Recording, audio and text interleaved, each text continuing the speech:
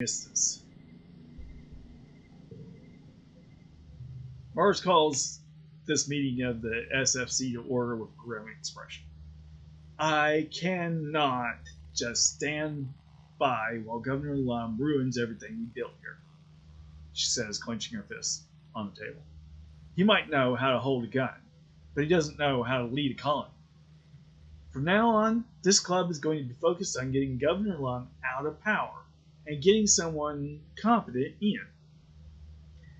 We have, from now until Vitumna, Vitumnala, to somehow convince the other council members that he's got to go.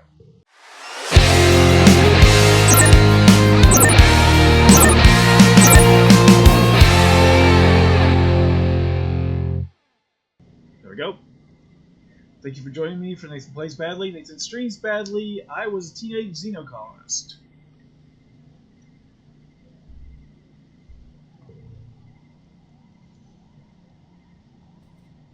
Okay.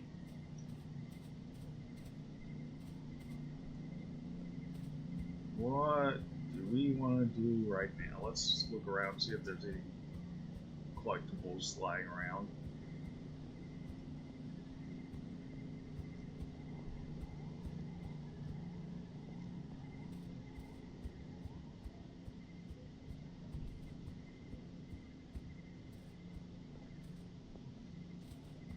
I know a couple of streams ago I said I was probably done with expeditions, but I think I'm going to have to go on a few more expeditions, mostly so that I can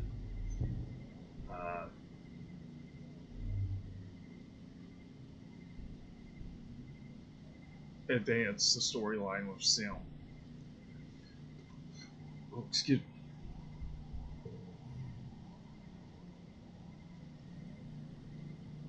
Even if I have to use the future knowledge and just say, hey, I need to talk to the overseer.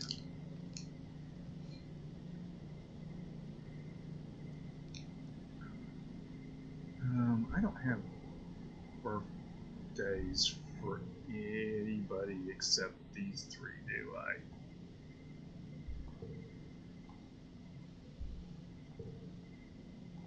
Well, I don't know much about Rex or Nami Nami.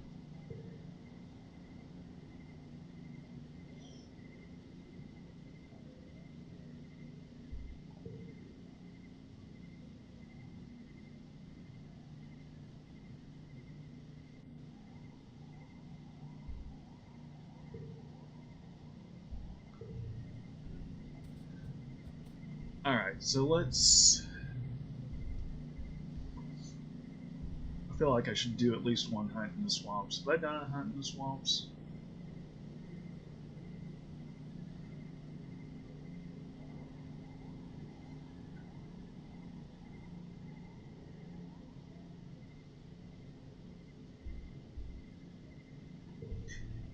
Actually, let's not... Well, yeah, this is a good time because I'm full of...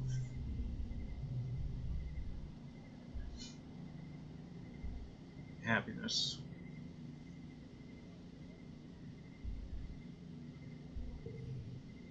What's my gear? +2 the last cards, +5 anything, and +1 cards gems. +1 skills on challenge win, and +2 bonus to strikes. I don't think I have anything that's better than that, although if I got up enough kudos, I think I could buy some stuff.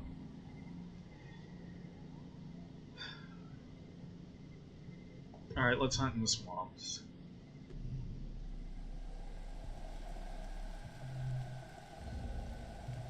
You look down at the drone rifle in your hand. This is the big leagues. Finally, you're going to get out there and take the fight to the end. No messing around out there, Security Chief Fred says. Those animals are dangerous. They want to kill you, probably as much as you want to kill them. Your job is to get to them first.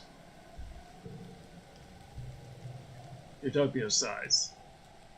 And by no means, And by no messing around, he means don't you go taking risk, she says.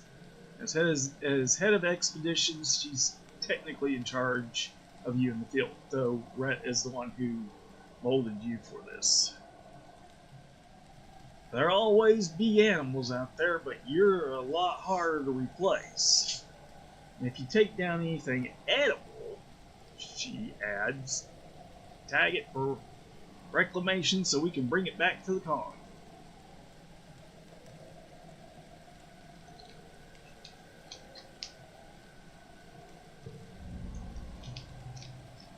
Vance is practically humming with excitement beside you. Brett pairs you to head out together, and Vance sighs.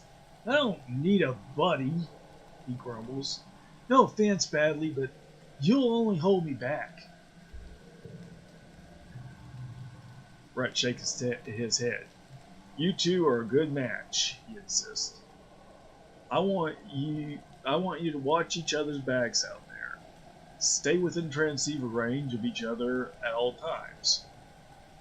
You might not always be able to reach the colony or Utopia, but you'll have each other. Never engage the enemy alone.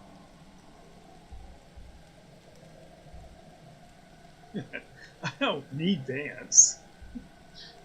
We'll make a great team, right, man? So I won't let you down, sir.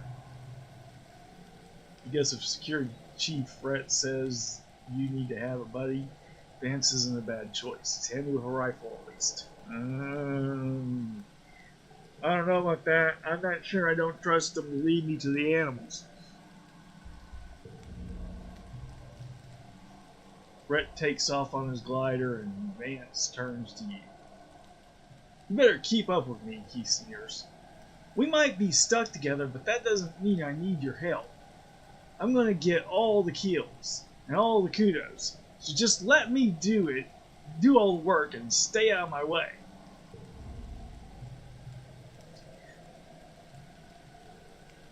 The subwoof swamp are especially dangerous, Utopia says. Something in the air makes the beasties here a little, all kinds of fickle. Could be the storms, but normally docile creatures are a mite more aggressive. She bites her lip. And to be perfectly straight with you, there's some darn scary things out there in the swamps.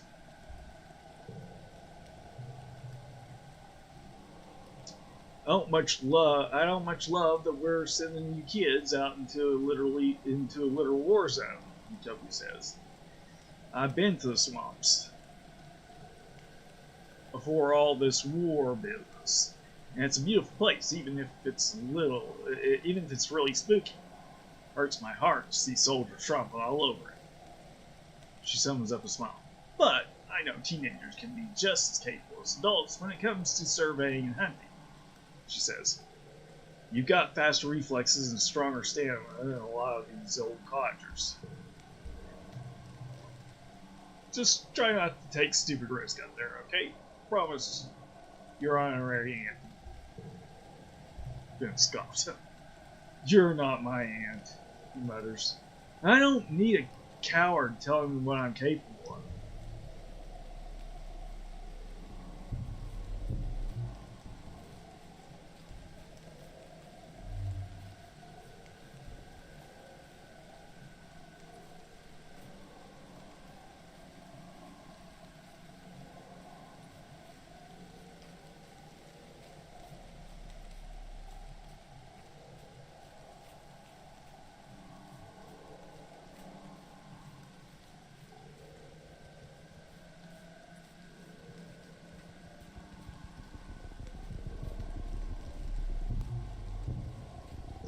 Alright, let's see what's up with this maniac.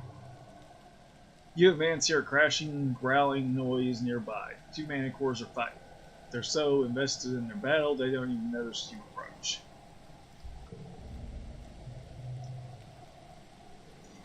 One of the Manicores looks much older than the other. Its tail bitten short, and its mane mangy with old, tattered flowers.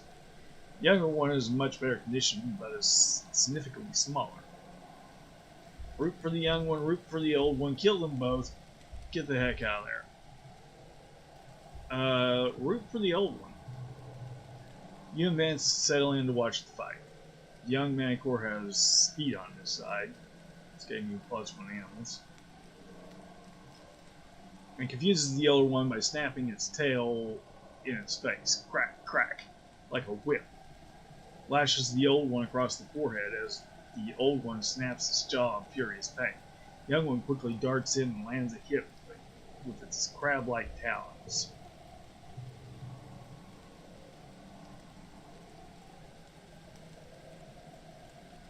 +1 combat. But the old one has patience, stamina, and wisdom.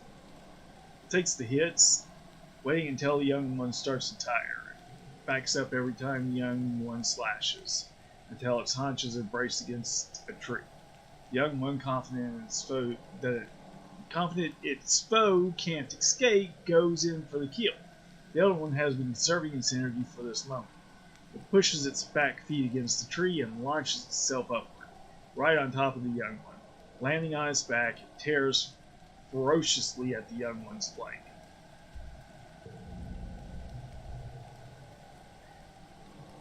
The fight is over in a moment. The older, half-tailed Manticore is victorious over the clearing.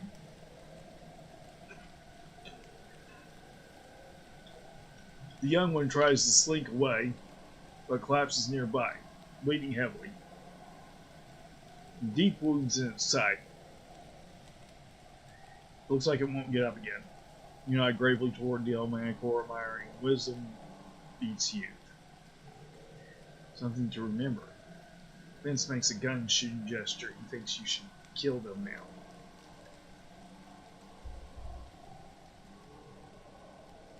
Let's leave him alone. Vince does not like that. You turn and walk away. Once you're far enough from the Manticores, Vince turns on you. What was that about? He demands. We're supposed to be killing dangerous animals out here. That was the perfect chance.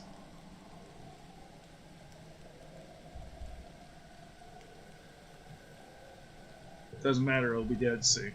Vince snorts. Picking fights against younger, faster opponents, probably.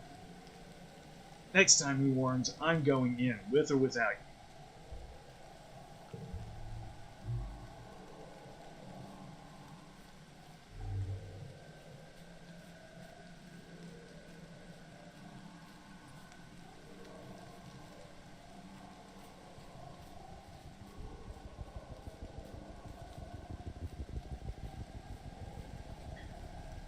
We'll come back and do things, but let's see what's around first.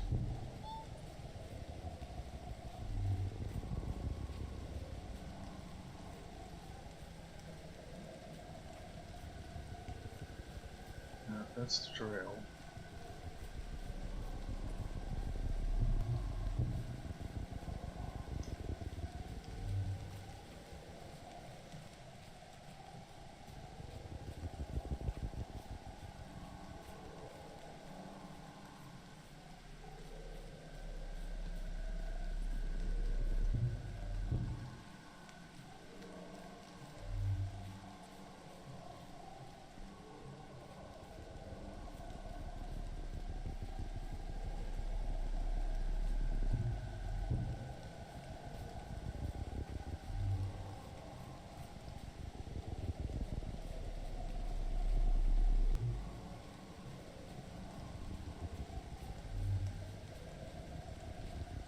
Xeno eggs are good. Xeno eggs I'm kind of lacking on.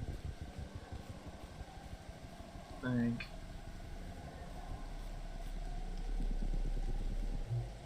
I could always use mushwood logs.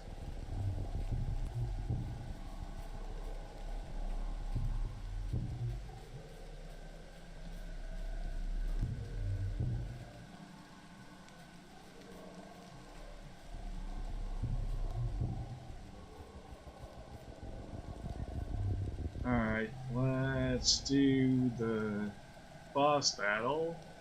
There's something suspiciously regular about this clearing. Something that doesn't feel natural. There's something here, I can feel it, Vance mutters. We're not leaving until we figure it out. Don't even think about it dragging me down. Like you always do. Fine, if this is how he wants to play it. He split up and walked to the opposite side of the strange clearing to investigate. The muck sand is so even here, like it was smoothed by a giant spatula or vibrated from below to settle perfectly level. Turn to see if Vance has any ideas. Wait, where'd Vance go? Vance is gone. You jog over where you last saw him and discover that the ground drops away here to reveal a perfectly person-sized hole. Vance's backpack lies nearby. He must be inside. Call down to him and hear the distorted echo of his voice call back up to you. He's found something. Crawling after him, the tunnel drops steadily in, and it's longer and more narrow than you're quite honestly comfortable with. You're relieved when you finally pull yourself through to a large cavern. Vance helps you to your feet with a haunted expression, and you rise to see, floating in a huge vat of glowing water, is a faceless. That, like a specimen jar, but massive, is walled on all sides by organic-looking crystal growths. Some transparent, so you can see the abomination growing inside. The water inside undulates gently, throwing patterns of light on the cavern ceiling. Lights blink on the control panel recessed into the walls nearby. What is this place? Vance mutters, taking a step towards the vat. Is that thing alive? Did someone make it? Steps closer, the faceless inside the vat turns to receive you. Its tentacles press against the transparent crystal glass, sensing you. You watch as its tentacles stick to the glass, flexing, undulating, extending. Its great body distancing itself from the glass until, oh no. Crack! The faceless slams itself against the inside of the vat, and you hear an ominous cracking noise. You advance down, frozen in horror, with your only way out being a slow crawl through the belly of the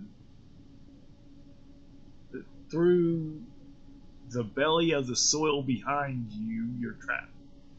Slow crawl on your belly through the soil behind you. You're trapped. Crack, crack. Water spurts out from the crack. First one jet, and then two more, then five. Then the whole enclosure buckles and splinters. All at once, you and Vance are pelted with crystal shrapnel, then unceremoniously knocked to the ground by a literal wall of water. Plus 3 success. You slam into the cavern wall and black out for just a few seconds. Coming back to find yourself still spurting and flailing as the water quickly drains away into the gates in the floor. The whole room shakes with an ear-splitting roar. Faceless is loose. Badly! Vance calls out to you. Get up and run! You blink, trying to force your vision to resolve. Vance stands in front of you, his rifle drawn, and beyond Vance, the Faceless. Its gargantuan form can barely fit in the cavern. Its fleshy tentacles press up against the ceiling, and its tree trunk legs are stuffed awkwardly beneath it, like a poorly made stuffed animal. Its entire body looks shaggy, runny almost, like it wasn't entirely done baking in there. It roars again, flecking you both with spittle and vat fluids. Vance gestures towards the hole. Go on, I'll hold it off. You struggle to your feet, the movement making your head pulse in a swell of nausea. Hey, Mia Taylor.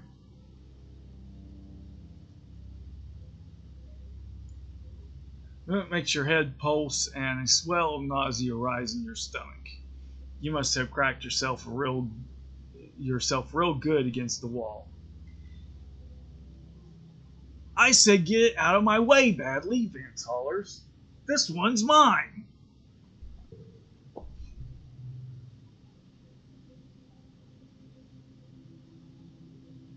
The hole is right behind you, and Vance seems determined to throw himself at something really heroic. You could take the chance to flee, or I'm going to fight by your side, persuasion 30, run for the tunnel, grab Vance and leap. Really, I would like to grab Vance and leap. I don't think that's going to work.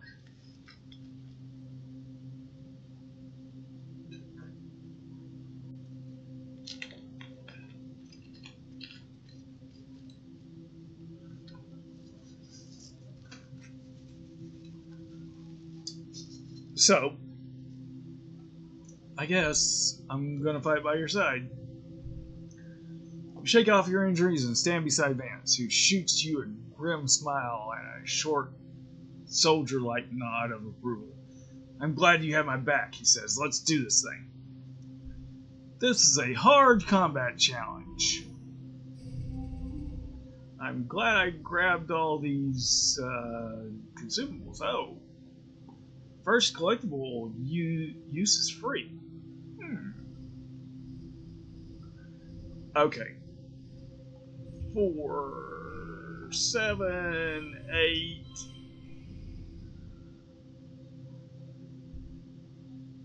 $25 out of 94. Oh, I keep that between rounds. Okay, good.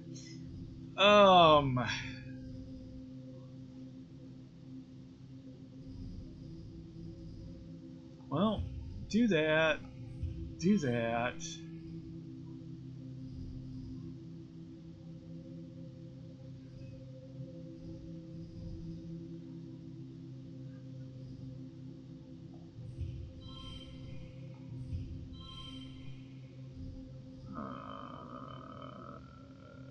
Why? Oh, yeah, because pluses.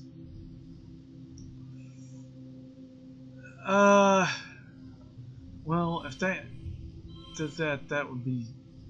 That's better.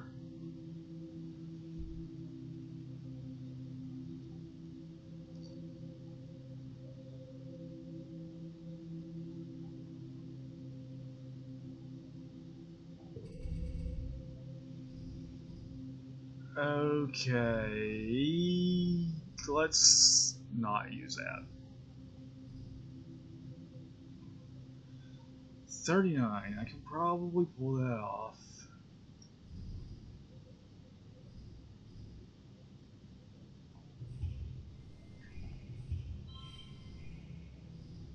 Four, 5,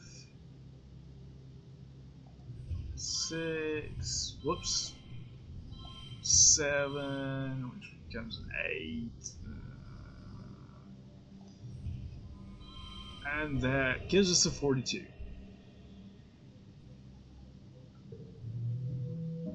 I still only got 2 stars for it. Combat +1. Only +1? That was a skill challenge. Why didn't my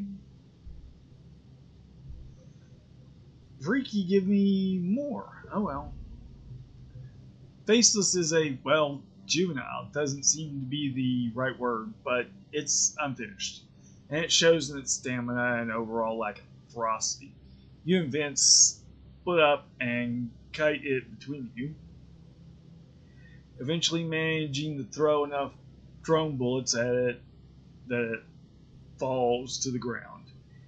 And unfathomably large mountain of misshapen flesh.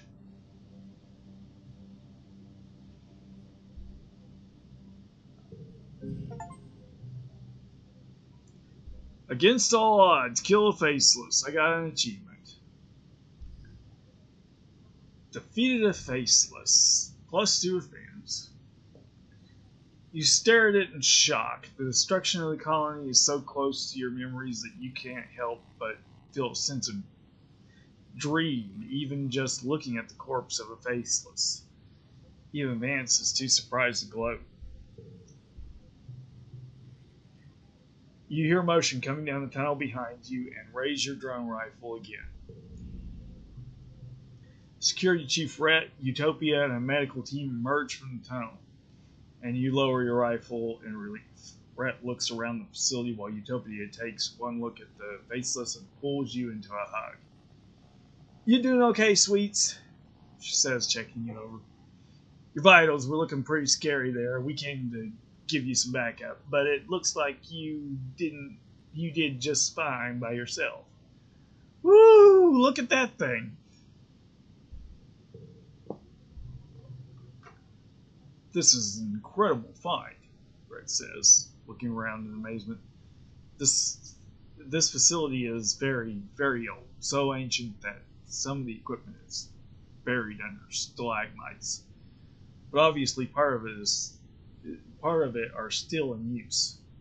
We know there were alien ruins on Rotomo, and that some were still powered, but this one runs his hands over a panel. This one was functional. Looks like an active cloning facility. Vance picks his way carefully around the massive body of the fallen faceless. "Yeah, this is where they're coming from, all right." You explore the rest of the ancient facility. At the far end is a ramp up to a gigantic door, presumably the exit the faceless would use. There are more rows of cloning tanks of various sizes and states and collapse. The abomination trashed them in its death throes, and the blinking lights are all off now. Even the water in them is beginning to lose its glow. In one tank, you see what might eventually grow into another faceless. You sweep your flashlight over its lumpy, misshapen form like an embryo, but big as a person. +1 colony begins. Utopia calls in a team of surveyors to document everything, then Rhett sets explosives all throughout the place. When you return to the surface, he detonates them. You watch the strange clearing swell, then slump inwards, forming a depression that'll probably in time be a lake. Brett pulls you aside and puts a heavy hand on your shoulder. "Good work," he says. "Who knows how many lives you saved today? But listen, we aren't going to talk about this place," he tells you quietly. "Not yet. We suspect the alien tech has just been running on autopilot since its creators left millennia ago. But even so, not everyone is ready to hear about this." You nod agreement. "Good kid," he says. "We're gonna keep exploring." I think I picked up every collectible.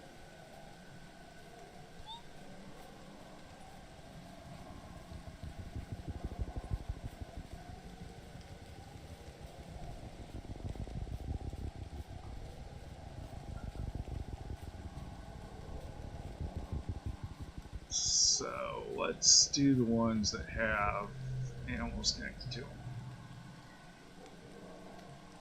Utopia told you that the usual docile creatures are aggressive here in the swamps, but you didn't expect to run into a pack of murderous hop-eyes.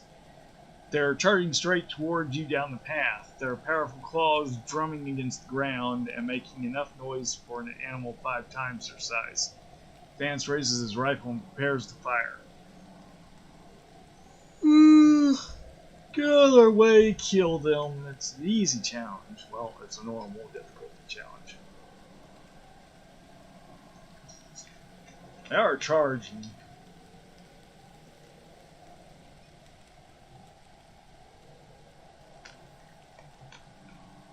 Would it help to get out of their way?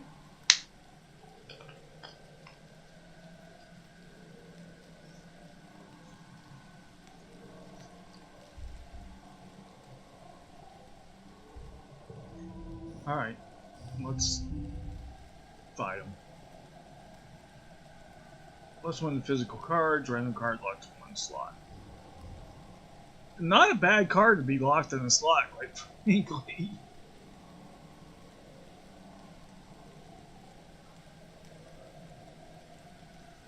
Well, it's called helping an animal when we're trying to kill some animals, but...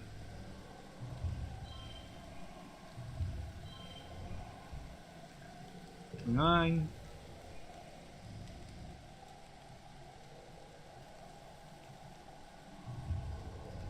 Actually, that's a 6. That's a 6. Let's put those together. Monster cards of higher value. That's okay. 41. 13. Why do you get us that? Oh, because of this +1.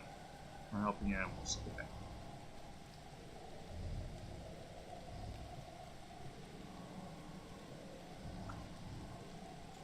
Value is wild. Value is wild. +1 from other speech cards.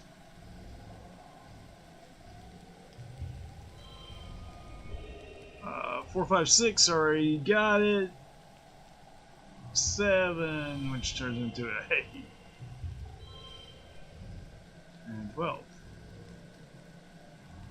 Oh, that increases that. Okay. Well, it's still a super roll, so. +2 to combat.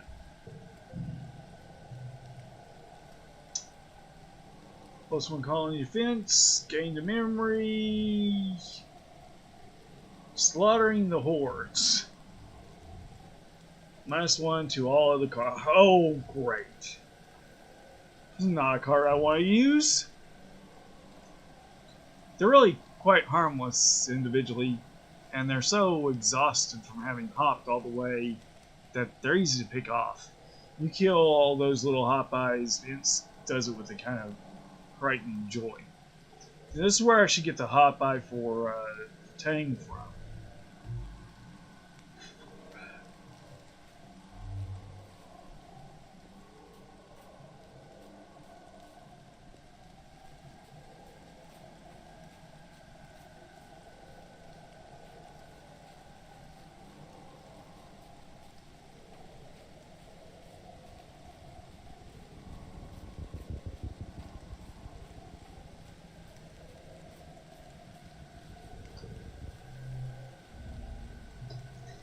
Okay, humans have been tracking a Unisaur, a young one, not yet adept at hiding its tracks. When you corner it, it seems confused. It blinks at you curiously. When Vance moves his hand to his gun, it opens its horrible maw and roars at you. The horrible furnace of its empty belly seems... The horrible furnace of its empty belly visible as its face peels back. Suddenly, this is there between you and the Unisaur. Not this one, he says. Get out of my way, Vance growls, or things are gonna get ugly.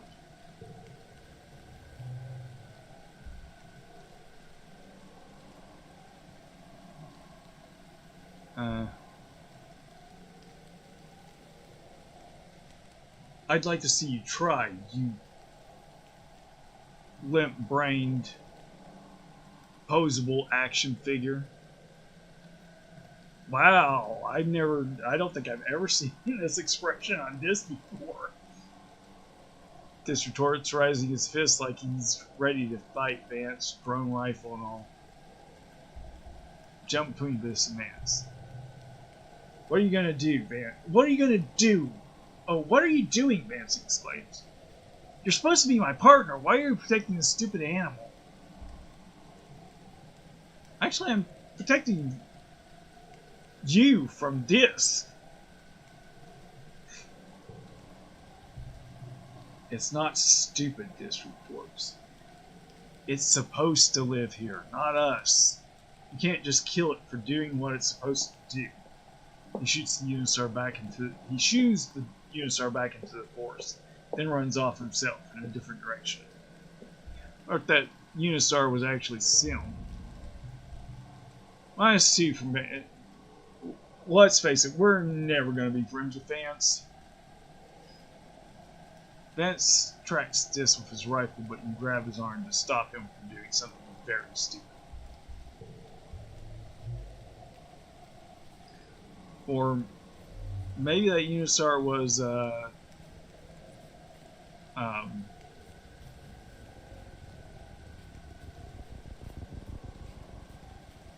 what's his name? The other one, the one that wants to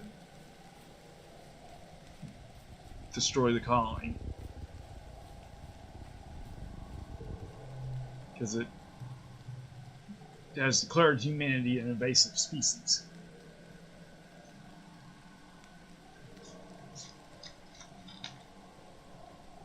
Not the lesson.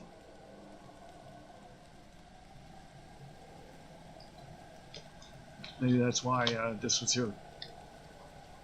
If it was, he was talking to you. There's a different variety of bush bulb here in the swamps. Slimy, smooth-featured, and gloopy. Like the rest of the foliage, they seem just as slow, but suspiciously intelligent as their dry biome cousins. You came across one of their little shrines and find their well-worn paths in the loamy soil. While you're inspecting the shrine, you hear a blurbling, groaning noise, and Vance smacks you with the butt of his rifle to get your attention.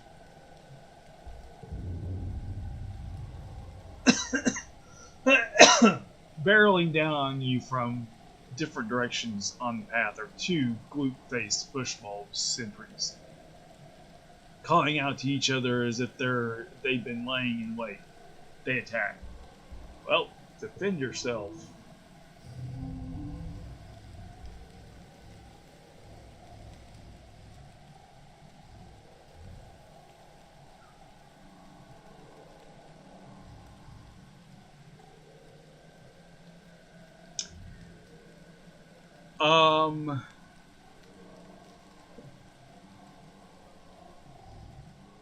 +1 challenges.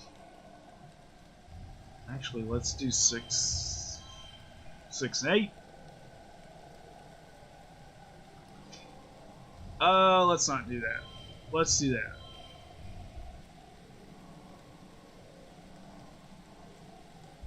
Gives us 30 for the first round.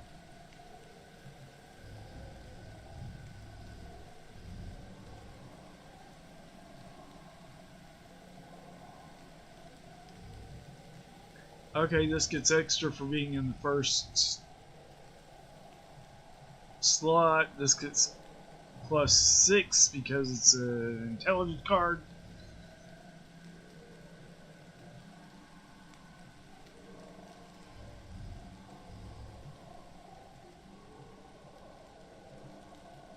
Nine and 6.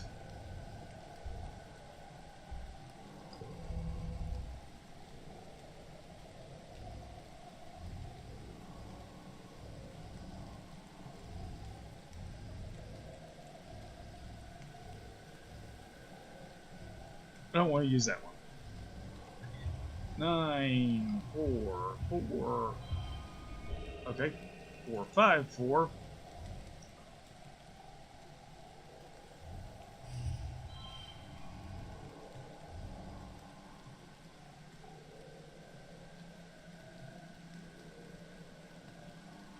Oh, cards with gems get +1. I forgot about that. I hate to lose the Kudo, but I can afford it.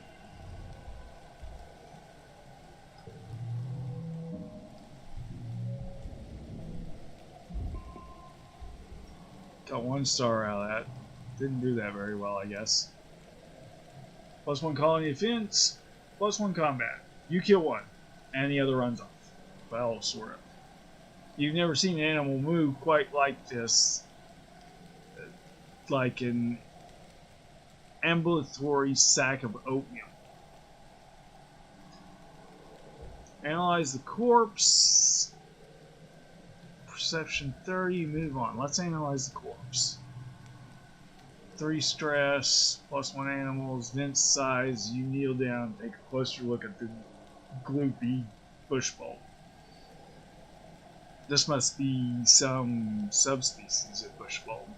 It doesn't appear on your hollow palm's beast tree. It's rock-like. Cole Harper. It's going good. How about you?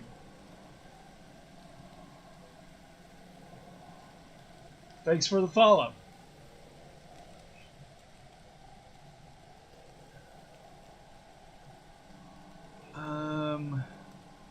Must be some sort of subspecies. It doesn't appear on your hollow palm's beast tree. Its rock-like skin is much thinner and slimy, and its branches don't look like they've ever had leaves on them.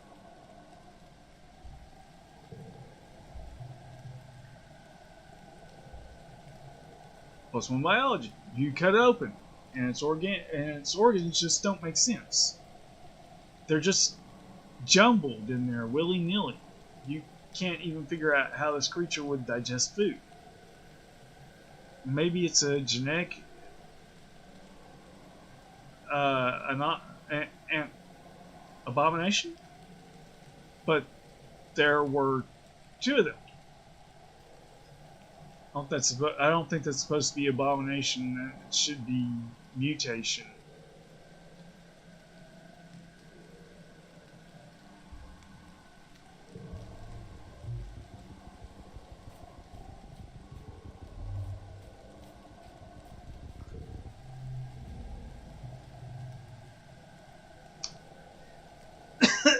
A Unisaur has been following you in advance from a distance.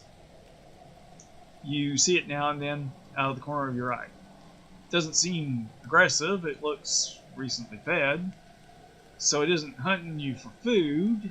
This is probably unusual. This is pretty unusual behavior for such a normally skittish creature.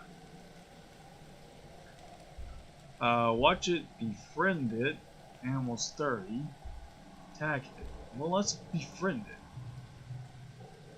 +1 animals. It doesn't act like a wild animal at all, more like an algorithm that's not interested in your food, your soft cooing, nothing you can offer. It's unnerving and strange. It continues to back off and keep a precise distance from you in advance. When it sees you paying attention, it backs off further, then comes back to observe you. That's it, Bench says, shouldering his rifle. I've had enough of this. The presence of danger seems to unlock some new subroutine in Unisaur's instincts. It charges you. Well, defend yourself.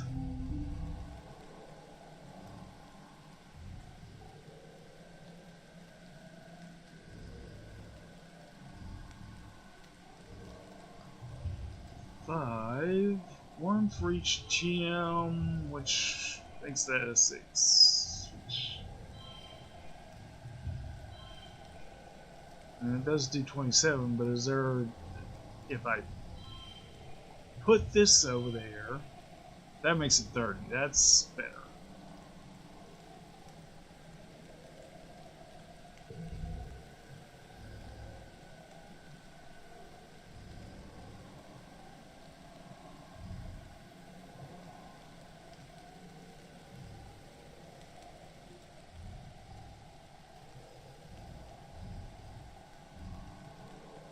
Okay, 4 and 4. Oh, but that means I need 4 on another side too. Sharing is caring.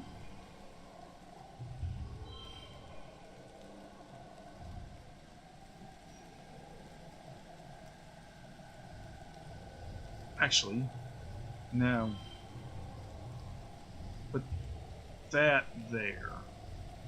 Then this there.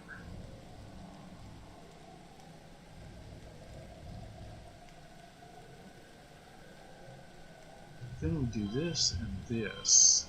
35. Now we only need 26.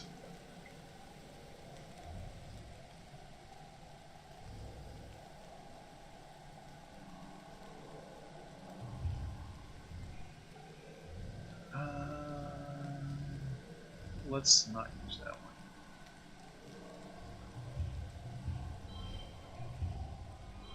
Fine.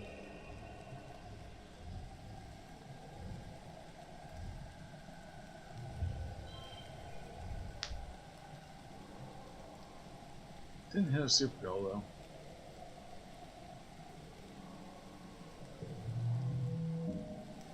Only got one.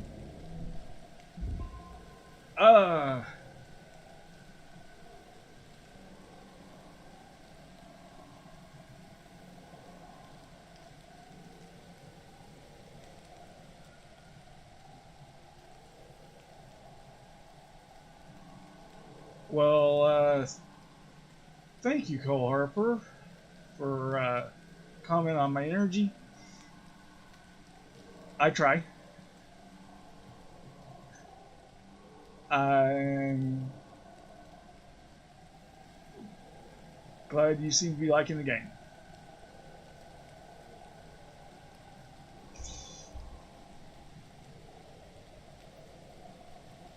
If you are liking the game, I would suggest it to anyone who likes it, they should play it themselves. It has multiple endings based on how you play it, and it's meant to be played over and over a couple times.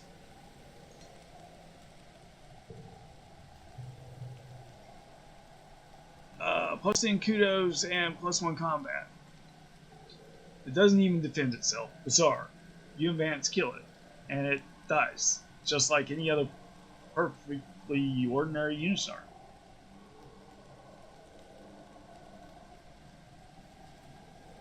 Too bad their meat is toxic to humans.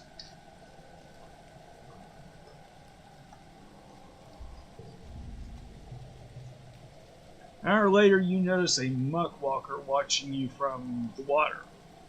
It dives back under when you point it out to Vance, but a few minutes later, it's back again. Ah! I'm sick of being spied on, Vance exclaims. He stomps over to the swamp's edge, splashing up the mud and brackish water.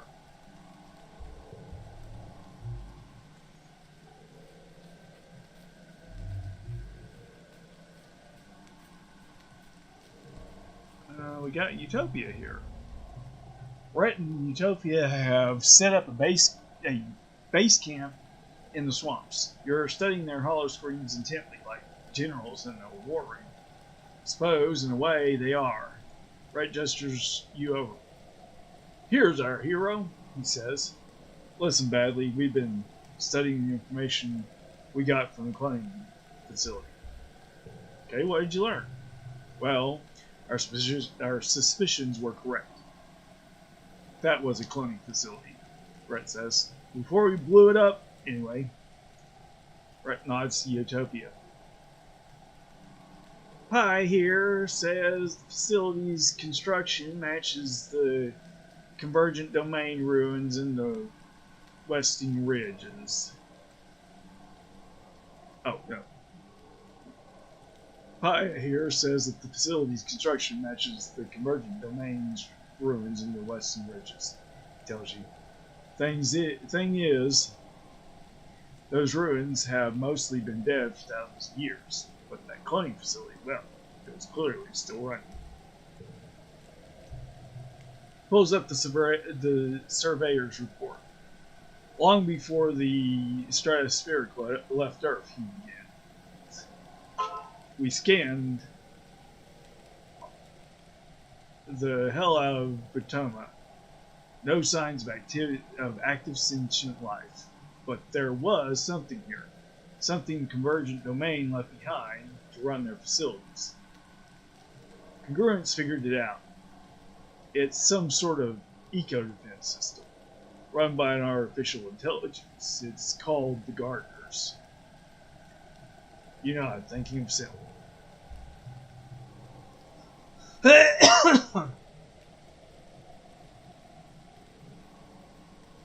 Like those, like them little bot gardeners from Geoponics, Utopia chimes in.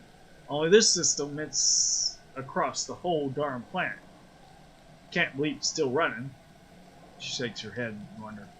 Imagine a dog still hunting thousands of years after its owner passed on. Brett snorts. For all we know, this dog is what killed them all. You don't breed those faceless just to pull a few weeds. Turns back to you. Our guess is now we're the weeds. We must have triggered it when we landed, and it's out to get us. We need some way to access its mainframe or whatever it is Rick used, so we can destroy it before it kills us. This defense system may be responsible for the attacks during Glow, and who knows what else. Brett looks at you. You've been out there badly. You've seen things. Have anything to add? I know a gardener, his name is Sim. Maybe we should try talking to it. No, I don't. Maybe we should try talking to it. Brett shakes his head. Look, even if the security system is intelligent, even if it's smarter than Congruence, it's never going to think outside of its programming. It's identified us as an intruder and won't stop until we're all dead. He pats his rifle. It's like this drone rifle. Once you shoot a smart bullet, you can't negotiate with it. You can't be friends with it. It has a job to do, and its job is to kill us.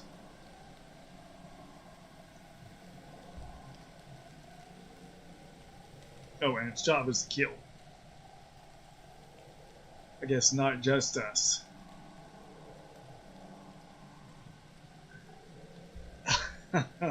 Sorry, sir, it was a dumb idea.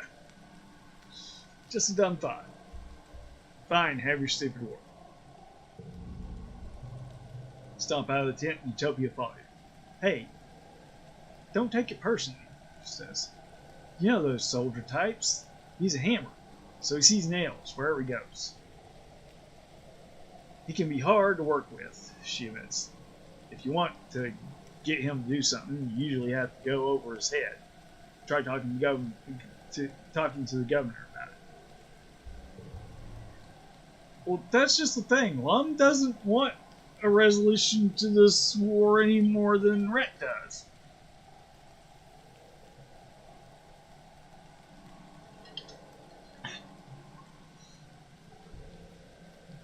Or at least not a negotiated settlement.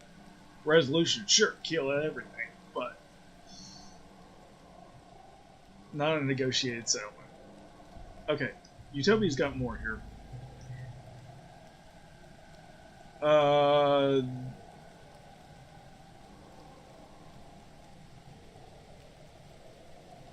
What do you have to report, Badly?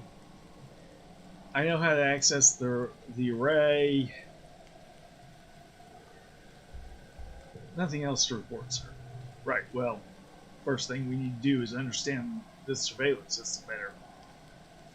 Cloning facility with advanced technology, like organic. They must be networked somehow. Looks to Utopia, who nods. Pi says there are more convergent domain ruins in the Western Ridge. That'd be a good place to start, looking for some kind of access point. Aye, aye, Captain. Excuse me. Yeah, we're gonna go back.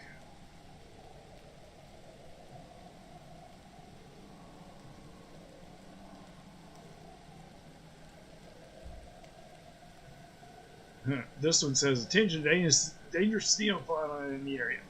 Defense equipment recommended. Proceed with caution near water. Electrical strikes are common during storms. Test your enviro suit grounding system regularly. Are you sure you want to end the month? Yes, go home.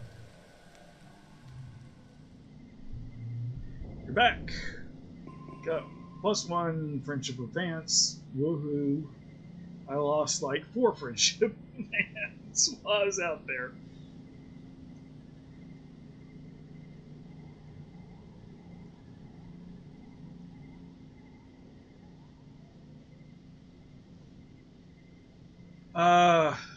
+3 for animals, +2 combat.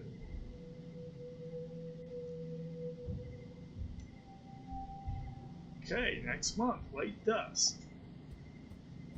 Rex has something he wants to say.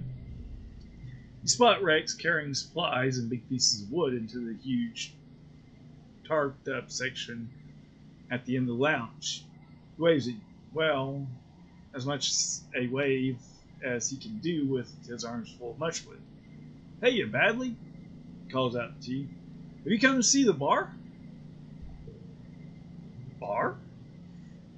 You give him a questioning look. The bar? You don't know Rex super well. You've never heard anything about a bar.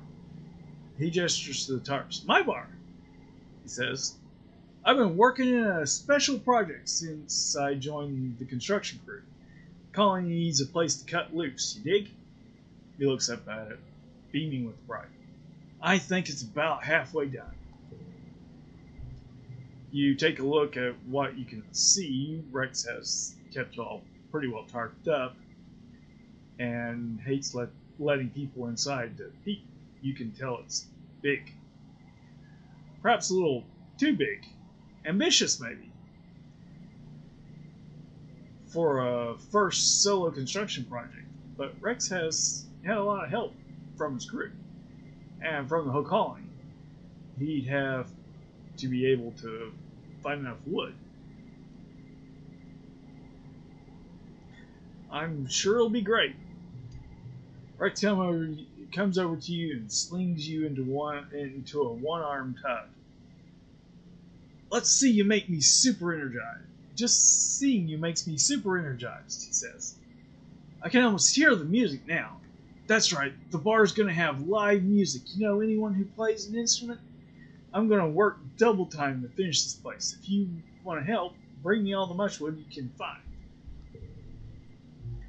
Okay, so now I can talk to him. Who? Rex exclaims, mopping his brow. When they talk about dogs going into heat, this isn't what they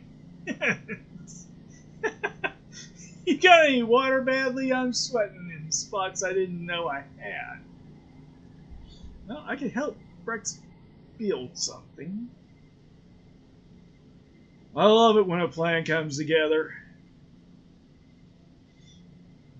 But I came over here. You can give him mushwood. Rex shoots you a sly smile. Nothing a dog likes more than a stick, right? Let's go ahead and help him build something. Rex is surveying an empty lot with a critical eye. There's still a lot of potential here, he says thoughtfully, tapping something into his hollow palm. Hey, elder care home. One day, hopefully, we'll be lucky enough to have old folks, and it makes sense to have it right in the middle of the colony. He gestures his hollow palm away and turns to you with a smile. Gotta think about the future if we're still expecting we got one.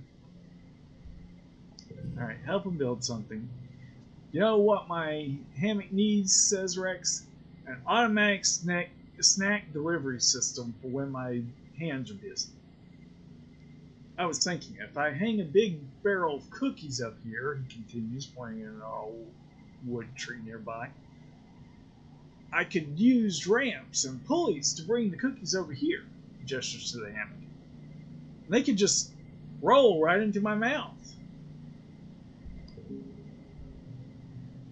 It's a bold plan. +2 friendship with Rex, +1 engineering. It's a bold plan, and it involves a lot of twisty, turny ramps, gears, levers, swing arms, and more. It's probably a lot more complicated than it needs to be, but it is hilarious to watch Rex press a button and send the cookie rocketing down a chute and eventually to his mouth. The ground is littered with cookie debris of failed runs, but Rex is proud anyways. It works perfectly, he said, his mouth full. Thanks for help! Rex, don't talk with your mouth full.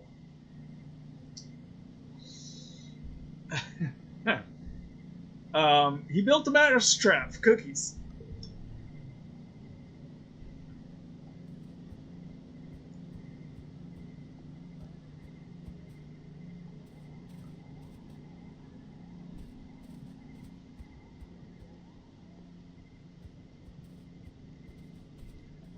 Tell you what. Let's give Tangent. Tangent doesn't notice your approach. Zorban's staring at her hand. She flexes a few times and touches her thumb to each finger. I think we've done this several times, so I'm just not going to read the rest of it. I have something for you. Give her one of the yellow flowers. I suppose this might be of scientific interest. I hope you find it useful. Let's do friendship. You're more beautiful than any flower. Please don't say that.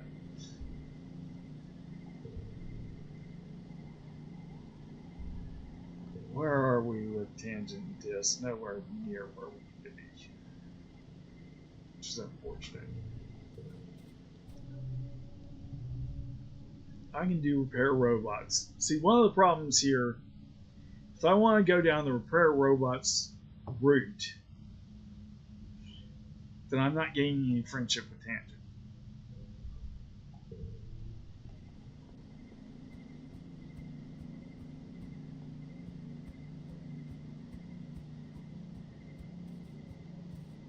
Whoops. I want... Oh, Mars has something to say. You're hanging out with Mars when you hear shouting, and Governor Lum comes storming out of command and stalks towards the garrison. Administrator Seek is hot on his heels trying to get a word in. You can't hear what they're saying, but Lum looks ready to take it out on someone. Mars pulls you aside. Look, he's going off again, she says, rolling her eyes. I can't believe he actually made me miss Governor Endicott.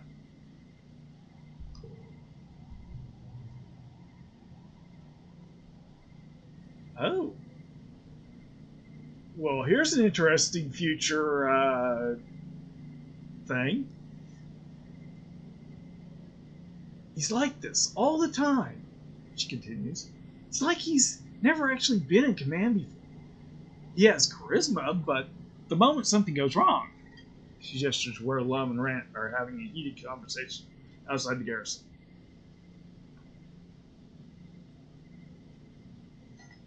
When he's defensive, he gets offensive, literally. It's terrible, what can you do? I dreamed you were the governor.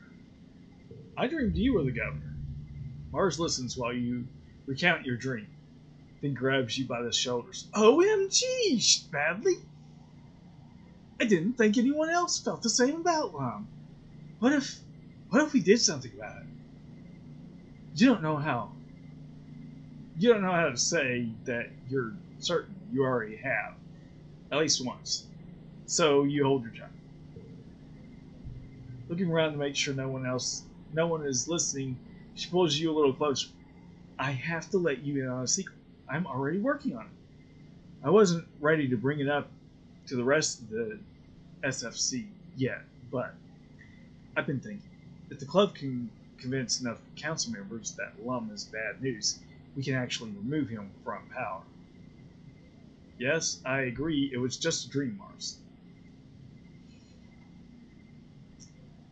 Last week, I kind of decided to myself that I wasn't going to go down this route. I was going to see what happens when Lum wins. But I also want to see what happens if Mars has more time than just 6 months. Or not 6 months. Yes, 6 months. As head of the colony, at least in the game. So I'll agree. It's time for emergency meeting of the SFC. She grabs your hand and grins. Hurry up. I'm not going to let you miss this. Mars calls this meeting of the SFC to order with a grim expression. I cannot just stand by while Governor Lum ruins everything we built here, she says, clenching her fists on the table. He might know how to hold a gun, but he doesn't know how to lead a colony. From now on, this club is going to be focused on getting Governor Lum out of power and getting someone competent in. We have, from now until Vitumna, Vitumnella, to somehow convince the other council members that he's got to go. I agree, Cal says. And everyone turns to him in surprise. What? He continues defensively. Lum's a jerk. All he cares about is killing animals. It's better for the whole planet if he's gone. Mars steeples her fingers.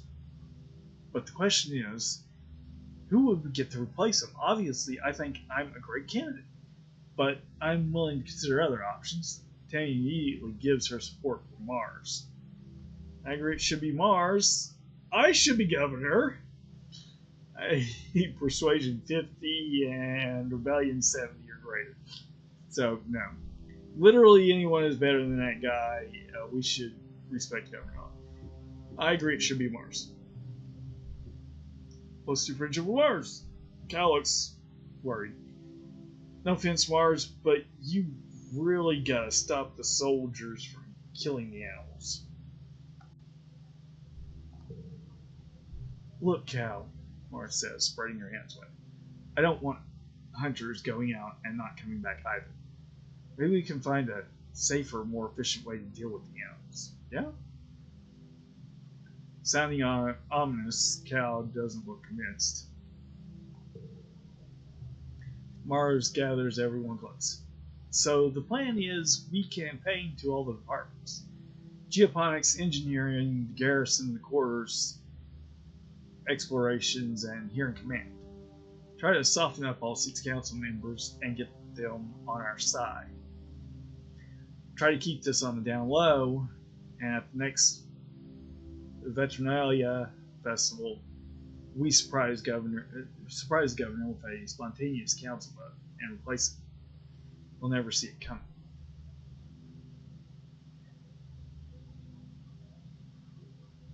Okay, well, we're still only going to have Mars for 6 months because they'll be here. They'll be age 19 and the game is 20. So maybe I should just let Lum win.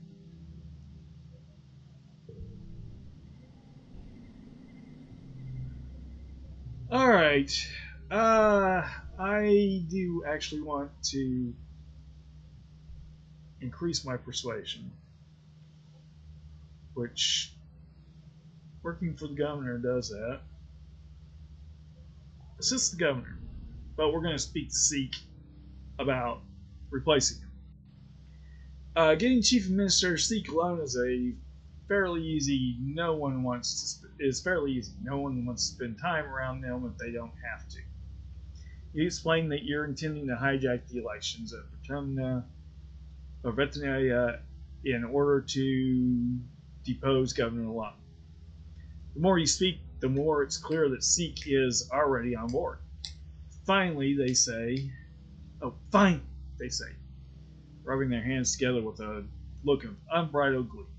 I was waiting for someone to realize what an imbecile he is.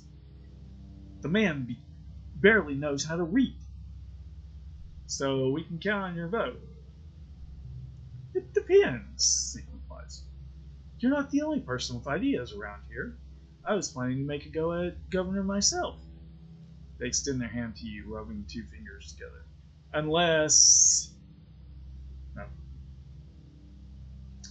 Unless you can provide significant motivation to throw myself behind your claws instead. What, you want kudos? You're not certain wants to be governor and is easily bribed is a great combination, but this is what you're working with here. Seek gives you a slimy smile.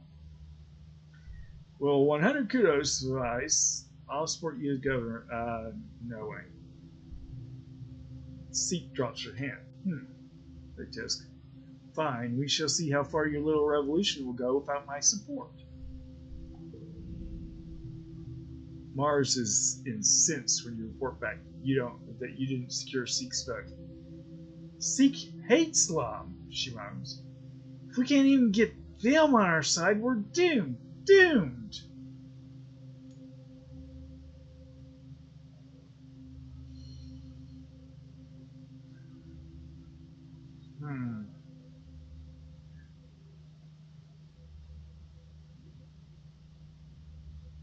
Is Governor Ellicott dead?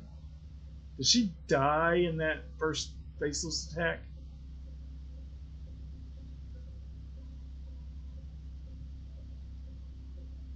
I might have to do that again.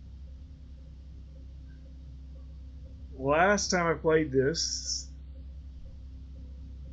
when you told Seek no, Governor Ellicott is sitting there listening from behind a turned chair. Seek doesn't know she's there. And when she tries to bribe you, Governor Ellicott's like, you are trying to bribe children who are trying to make the world a better place? And literally guilt trips her into throwing your support behind you. So, wonder if I can do that again. That might be fortunate. You don't need all their support, you just need a quorum.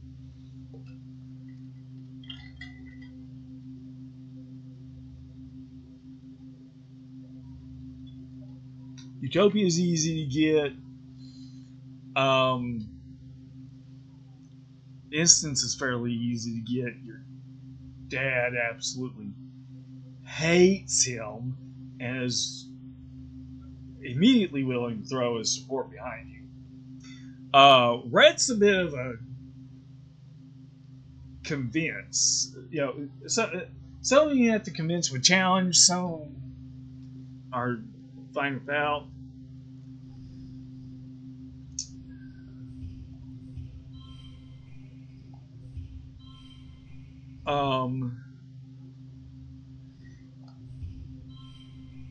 And Red's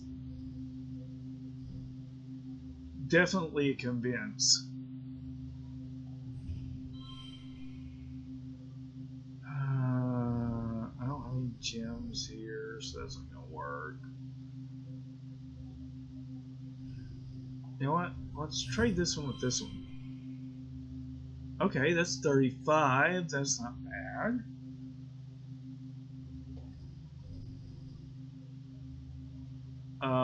First collectible is free. Well, let's do that there.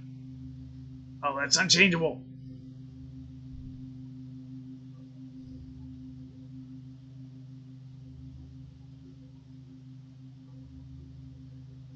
It's like we could change that to another 6. We got 2 pairs.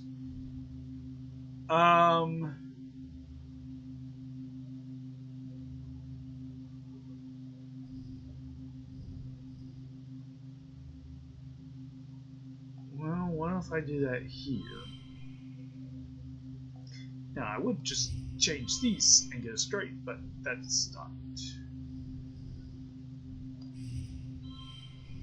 working.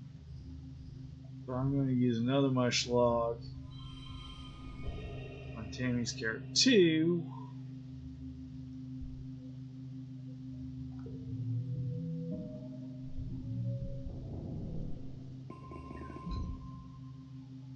Problem is, you're trying to persuade Rhett, who sees the whole thing as a military coup if he gets involved. So you have to do a little convincing on him. You do have to do a little convincing on Instance. Aunt Anne is the family member who, when you ask her to play a board game, is like, well, who else is playing? Before she'll sign on. That's how this is. Well, okay, that's... Oh, you're gonna overthrow the governor. That's so cute. Who you got on your side? And if it's just like, well, we've got my dad in Utopia, Anne's like, come back and see me when you got more.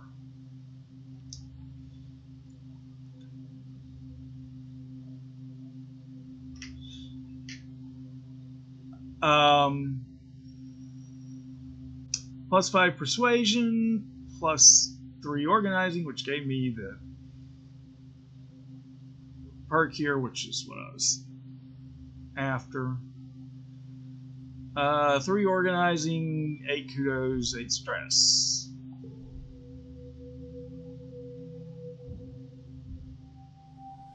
So, early wet, new perk, +1 to social cards. Yellow cards get +1 to social challenges. That's okay. Mars. Mars gently rubs the corner of her eyes with her fingertips. Tammy's daughter cries literally all night and all day, she grumbles. Doesn't matter where I am or what I'm doing, sleeping, I can hear her. Watching holovids, I can hear her. She pinches the bridge of her nose. Nothing makes you more thankful for contraceptives than being around a baby.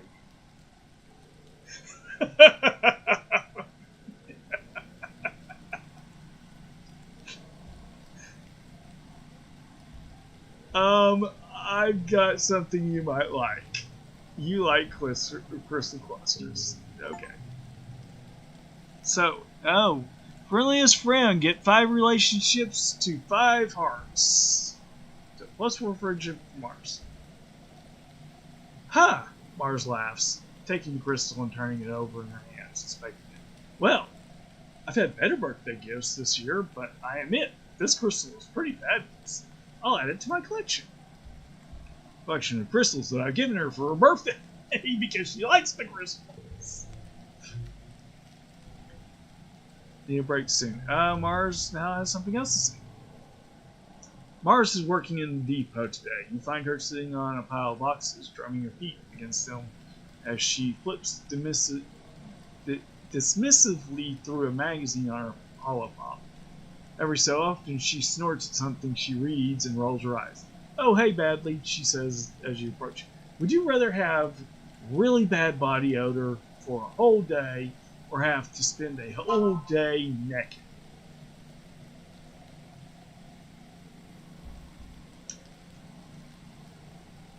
I'd be fine with being naked. Me too, Mars says. I mean, if anyone can still be fabulous with no clothes on, it's probably you and me.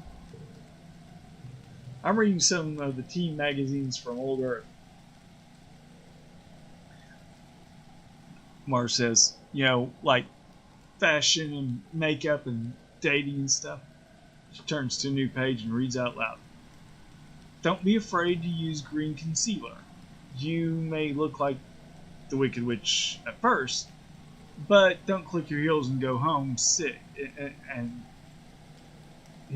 and go home. Stick with it and you'll be on that yellow brick road to clear, beautiful skin. Mars laughs insidiously. What does that even mean? What, you don't have the Wizard of Oz here on your colony? Papa taught me to put on makeup because I wanted to be pretty like him. Mars says. But I was never like, I was never like, cover up your blemishes, make your nose smaller, hide your spunky pores, and that's all they ever talk about in these things. And it's like, was Earth fashion really about making everyone look as small as possible? What was wrong with them? Mars gestures to herself. I was the biggest kid the whole time we were growing up, and I've always been gorgeous, and that's not just my genetic enhancement talking. We learned Mars is augmented. Mars has no shame. Sometimes I think they should have just made everyone unable to feel shame, Mars says. Like all these magazines talk about is how to fix your flaws or act different so people will like you. It's such a waste of time. Mars tosses her hair over her shoulder. If people don't like me, they can flick off. I literally don't care what they think.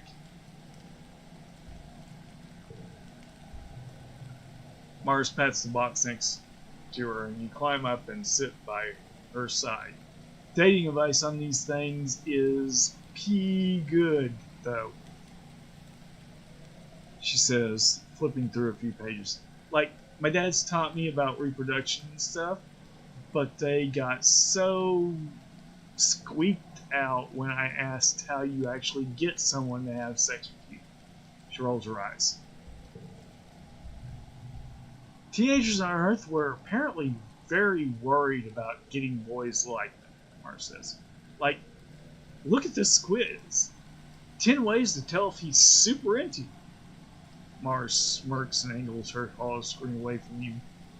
Oh, let's see how into me you are, Badly. First question. Do you have any cute nicknames for him? Yep. Mars laughs. Really? Tell me. Actually, no, don't tell me. Second question. Do you get nervous around me? Sometimes. You've got a big personality. Mars gently pops you with her elbow. No, really, she exclaims. Well, I guess it's understandable. Last question. Do you go out of your way to see me? What, did this month? It's your birthday.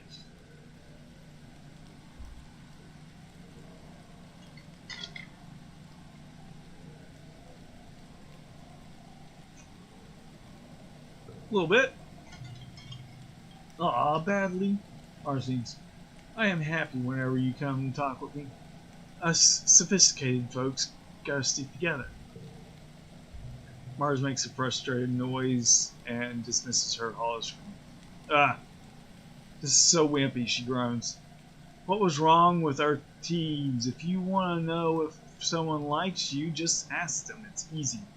If you're not a coward, learn Mars more. Mars turns to you and leans in. I also got Mars Ambition 2. Minus 3 kudos for a 7 card. Mars turns to you and leans in, bracketing your legs with her arms. You can smell her body lotion, light and floral, and feel the heat of her chest against your arm. She pouts and looks at you through her lashes. What about it, Badly? Do you like me? Well, it's not the love about you. You're gorgeous. What? No. We're just friends. Like this more.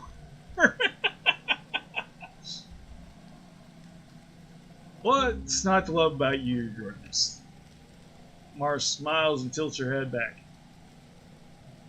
I didn't say love, Jesus, but I'll take it. Let's do friendship with Mars. Okay, so how much friendship do I actually have with Mars? 52. 5 hearts. I got 6 hearts of tangent. I am more of a friend to this. 6.5 hearts.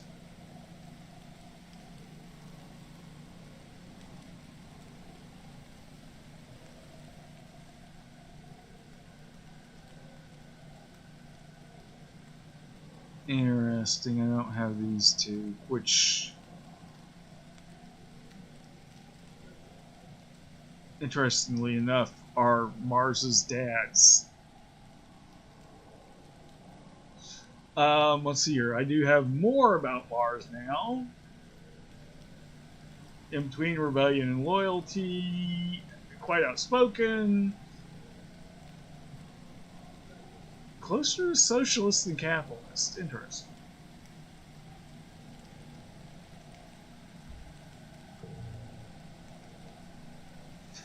Okay, I want to check out the depot.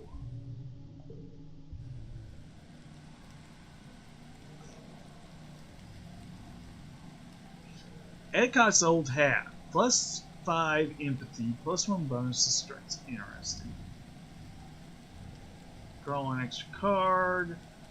All brain card values become wild. All blue card values become wild. Superhero cape. Plus 30 bravery, 2 times bonus for strengths. Brain trainer, plus 15 to all skills.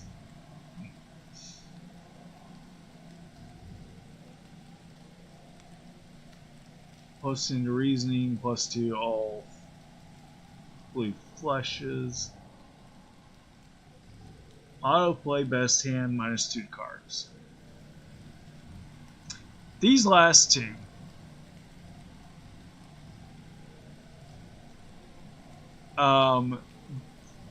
Not entirely, but fairly consistently. If you just want to win all your challenges, one of these two on there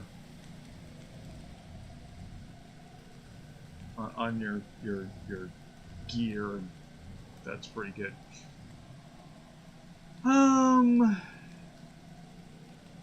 I don't even know what that is. Emoji Pro?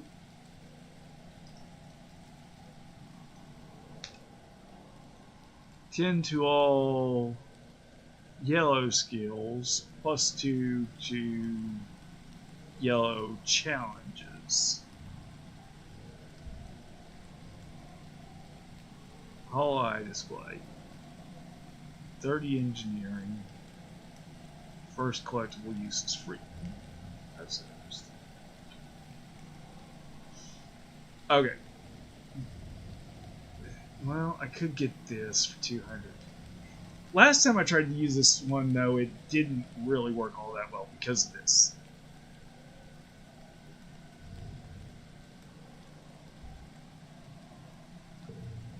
So I'm not going to worry about that. I got the persuasion up like I wanted, so we need to talk to Seek again. Maybe not.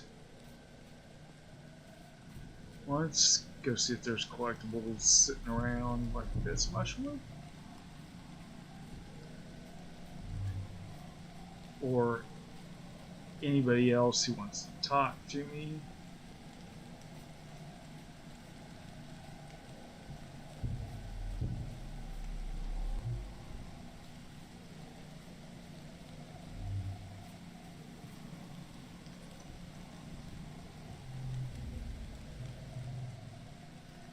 Unlike our Tammy, I have no idea.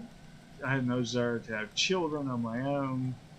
Tang says, in truth, I am not entirely certain my body is capable of it. However, I work to ensure a future for all human children on the planet. She clenches her fist to her side. I am not a mother, and I am not a soldier. I am a scientist, first and foremost, and it is this conviction I wield to safeguard our future. It is my legacy.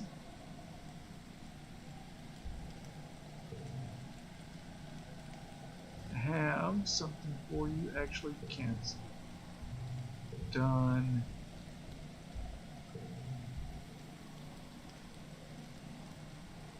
Additional words in yellow flowers. I don't know anything she hates.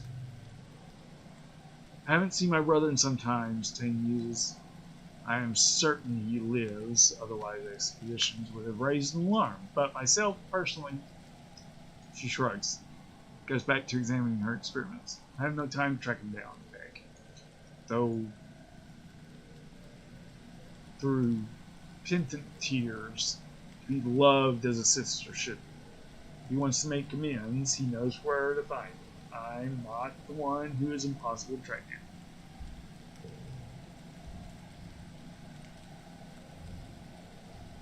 Got 16 of these yellow flowers. I'm literally giving them away. I hope you find it useful. Thank you.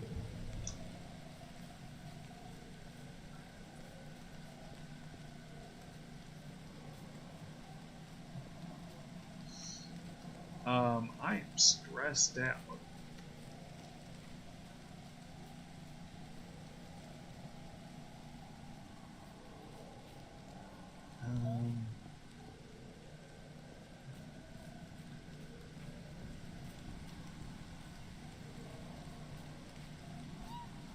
So nobody has anything they want to say. If I'm stressed out, let's go over here to the garrison. We will relax on the walls and we'll talk to Red. You meet the security chief. You meet with security chief Red, knowing he'll be a tough sell on the whole political coup business. He sits behind his desk, hands clasped, listening intently as you explain how you and Mars plan to depose Lum during the next Veterinalia festival. When you're done, he shakes his head and sits back. You're not an idiot, Badly. You know what you're asking me to do. Having the garrison on your side will make this a military coup, tells you. If you've learned Earth history, you know those aren't a good look. Why should I support you?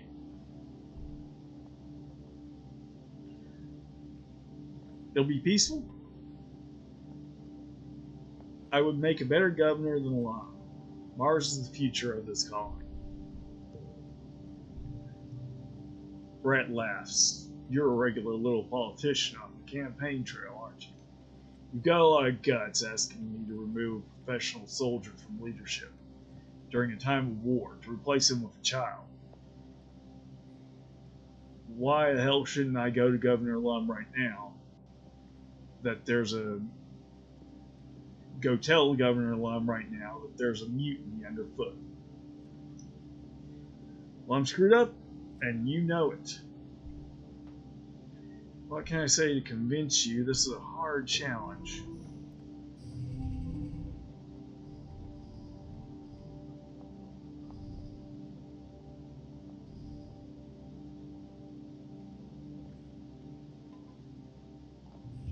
Five, 6, that's 23.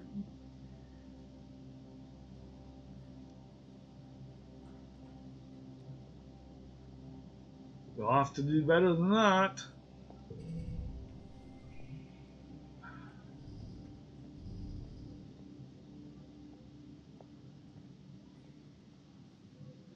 -1 to all other cards. It's actually a lot.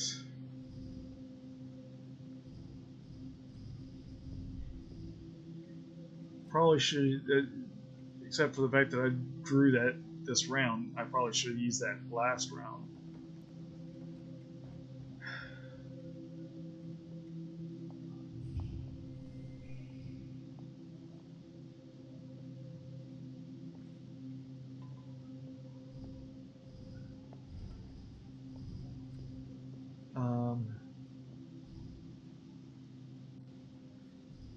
These get a +1. +1 for each geom on other cards. Or gem cards. Plus 2 cards with gems.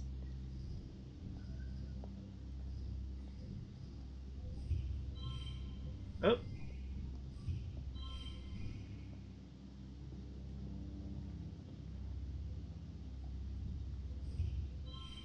Let's do that. That 9 gets plus, or that 8 gets +1 to becoming 9.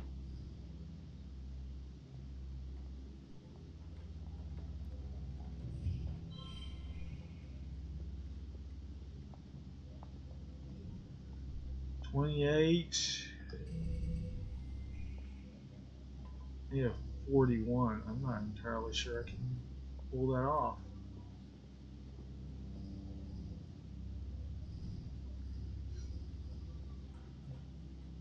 Okay, +3 to card to the side. No gems.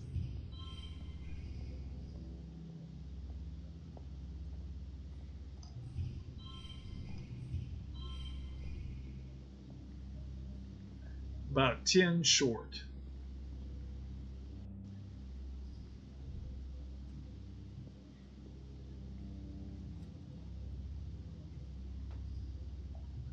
What if I put this up there? Okay, that's better.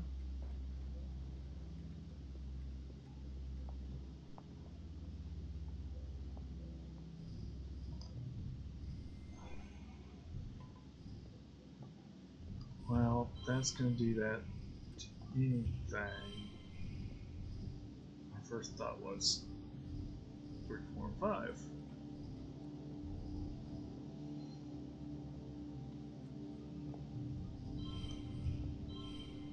Throw that in there. 34. 24.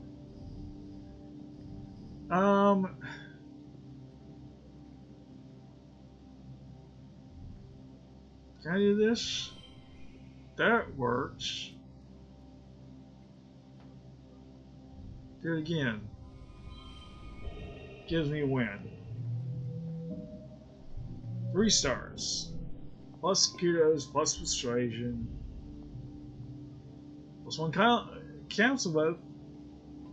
You managed somehow to convince your security chief rat, that it is morally imperative that he support your movement to oppose Lum.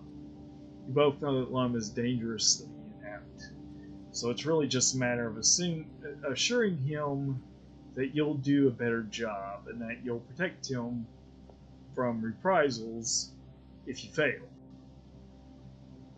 You've won his vote against all odds. Relaxing took the month off. I could forget the feeling a giant.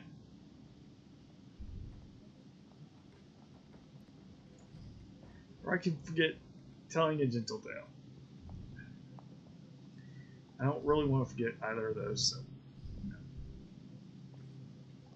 Keep your memories, okay.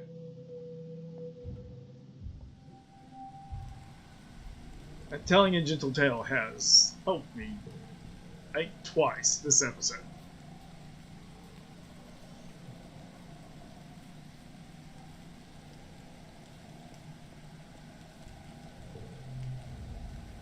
Okay, we're going to go survey the ridge.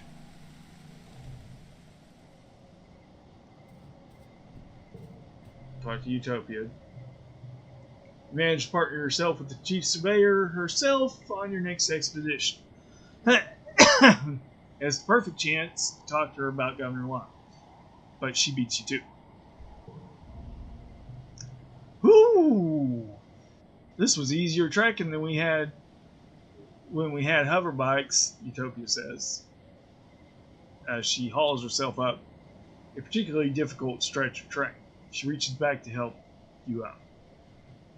That villain Lum's using them all to search for aliens now. Like, that's not like fiddling a needle and finding a needle in a haystack. He sent half my teams out to the swamp now. She gestures to her empty holster. Without weapons. I might add. He's bleeding us dry out there. So he sent them out without weapons into a war zone? Is he crazy? I mean, yes. But still.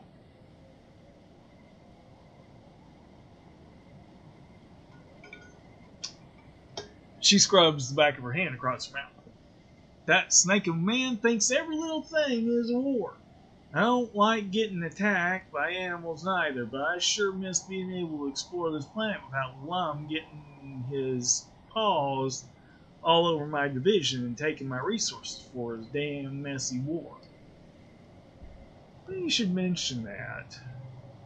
You tell Utopia about Mars' plan to overthrow Lum. At the next Veterinalia, she seems excited by the prospect. You forgot how young she is compared to the other council members. Sounds stellar, she says, clapping you on the back. The only question is, who you got in mind to replace him? Mars Ben? Mars? Utopia draws. Really? Isn't she a mite? Well, she's young. She crosses her arms and gives it a thought. Well, I was only 22 when I became chief surveyor. I guess it's not too far-fetched. But why Mars? What's she gonna do different than the chauvinistic float cow heiress? Pitch me. Hunting is a dangerous waste of resources. Remember what Lum did to your hand? Okay. Let me tell you what we'll do. Okay, let me tell you what we'll do. This one's an easy challenge. If I had gotten any cards. Okay, so this,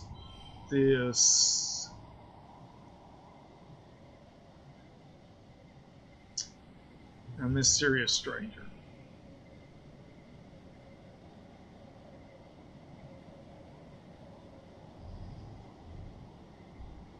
Cool, 31, that's pretty good. Leaves 38.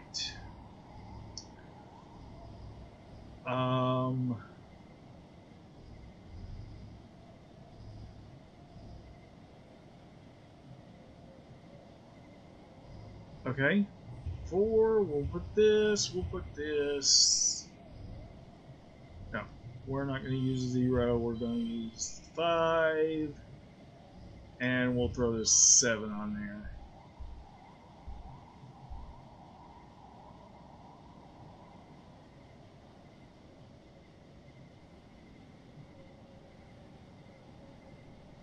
$32.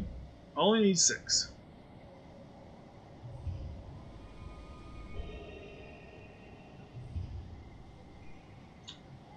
Well, okay. Well, let's not do that. Because choose the higher value. +2 to neighboring cards. There again, telling agents will tell.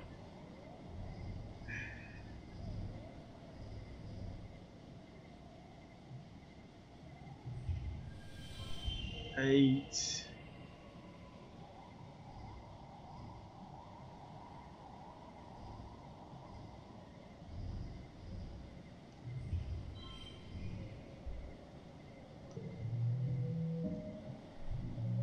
As victorious, I didn't get any stars. +2 persuasion. You and Utopia set out for a hard day's work surveying. As you work, explain your plan and how Mars will do everything she can to protect Autumna, once she's governor. Utopia listens patiently to your pitch for her vote, giving you ample opportunity to explain your position. By the time the second sun is beginning to set and it's time to head back to the transport, you've made a solid ally. +1 council vote. Utopia slings her arm around your shoulder as you walk back. Here's a tip. From one young buck to another. Don't let anybody ever tell you you're too young, she says. You've been here on Vatumna just as long as any of us have.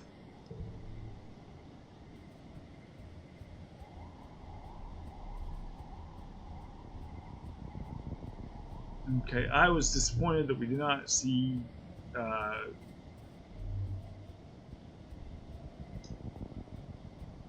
Sam at the swamp. Might have been as a different animal, but still he wasn't standing there like he does here on the Western Ridge.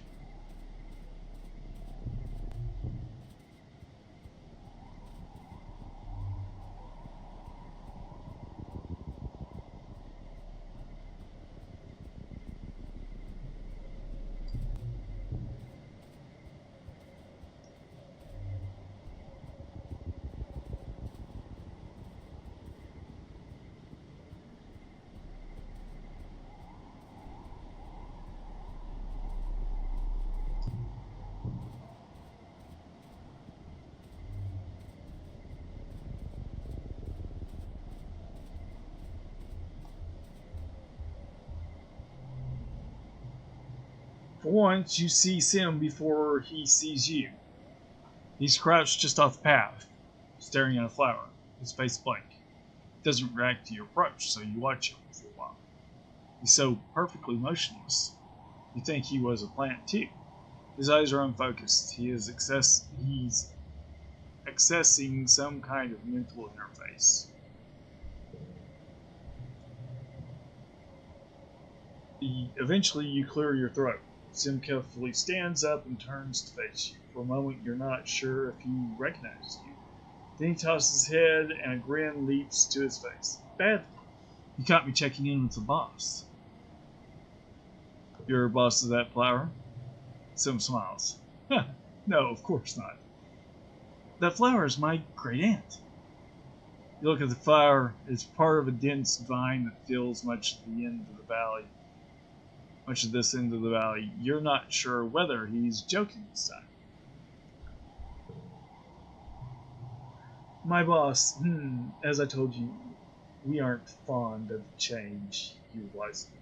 They're also very much like your boss. What's she named? Utopia? He tilts his head to the side. Her name word is fitting, isn't it? Lays one finger against his chin. I appreciate that she always reminds you not to get yourself killed. I wish she'd listen to her. She gave me a job to do. I can take care of myself. She gave me a job to do. And I have my job, Stan replies. Which is perfect, this place. He laughs. Which is protect this place, he laughs. Protecting you seems to be my hobby. If the boss finds out I'm talking to you, I'll be in trouble. So, shh. He murmurs and puts his finger to his lips. Then why keep talking to me? Sim smiles warmly. Because you're the boy of my dreams, literally. Can't seem to stay away from you. And because you humans are different, he continues. I'm so bored with everyone else on this planet. The other gardeners, my boss, they have everything on Vatumna just the way they like it. And don't want the teeniest thing to change. It's boring. See that tree? Sam points to a large tree with many long limbs dripping from it and embedded in the ground. That tree was a small creature for part of its life cycle. You call it a Vriki. Once it plants its roots, that's where it stays for the rest of its life. Gardeners spend time as trees too, sometimes hundreds of years. If you do that enough, you start to think like a tree, set in your ways. Spreads his hands, an earnest expression on his face. When I watch you, when I talk to you, I learn about your species. I feel inspired. I feel young again. How old are you? I like to think I'm young at heart, Sim replies with a mysterious smile. You have so many more questions for this man or gardener. Oh, you have so many more questions for this man or gardener or whatever he is. But as soon as you open your mouth to ask another, Sim cocks his head as if listening and holds up a hand. I'm sorry, he says, looking for all the world like he's listening to the dang flower. But I must away. With that, he's gone. Off to protect the wild or rescue damsels or whatever. Or maybe he's just avoiding your questions.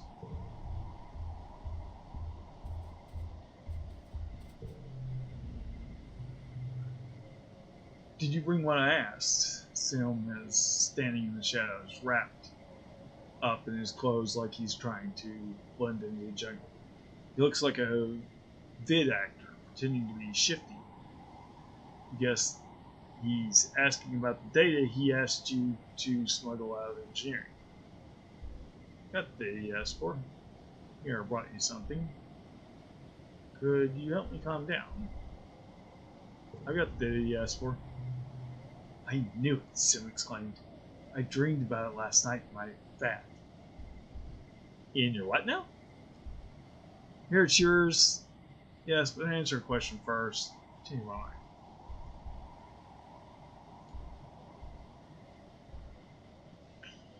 In your what now? Sim waves his hand dismissively. Never mind. Let me have the data. Drive. Yes, but question first. Sim sighs.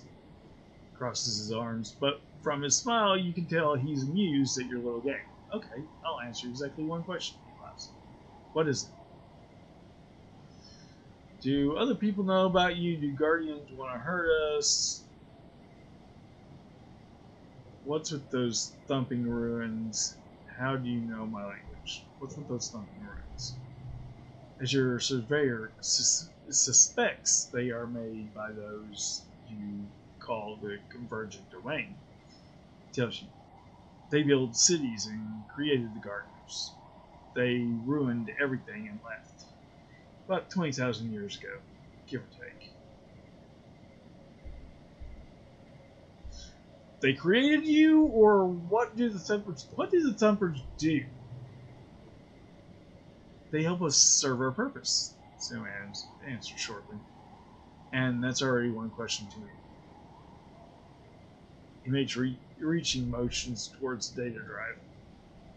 You hand over the data drive, and Sim takes it reverently, staring as if he could see what's inside. Marvelous, he says, like a genetic payload, except with digital data instead of organic.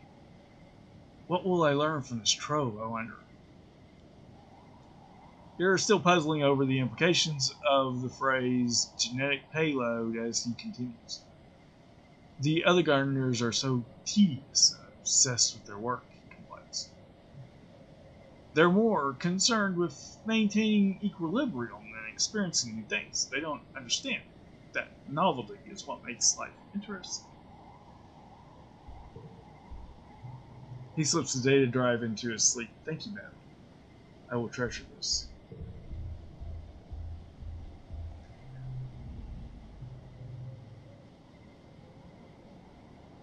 A handful of seed pods clatters to the ground at your feet, and you look up. Sim waves his fingers at you. Hello, he says. Imagine meeting me here. I got you something. Sim likes strange devices. Sim examines the device for a moment and then hands it back to you. I think you better hold on to this badly, he says. You may need it later.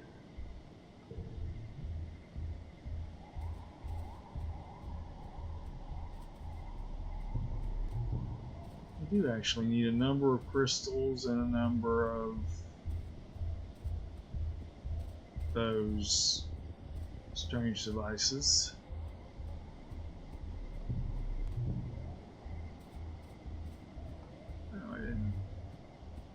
check the outcropping.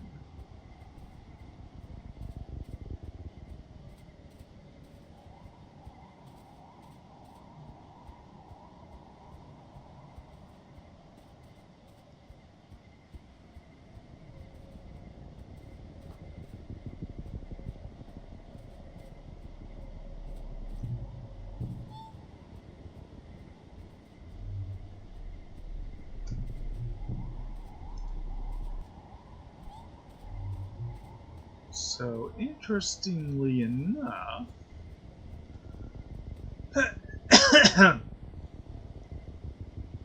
we could just leave. We've kind of done... Look at that. Those shadowy, squiggly things there, I've never noticed those before. We talked to Sim, we've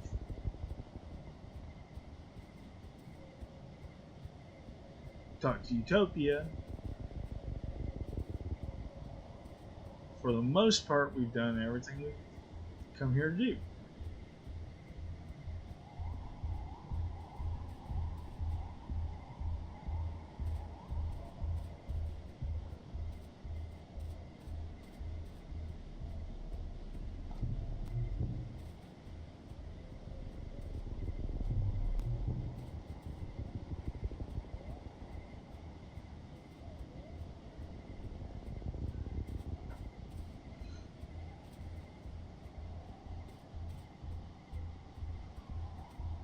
We haven't done any of these things, and apparently we've done all of the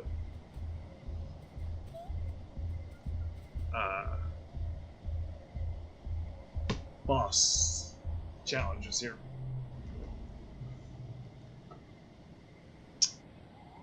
But we're going to do a few of these.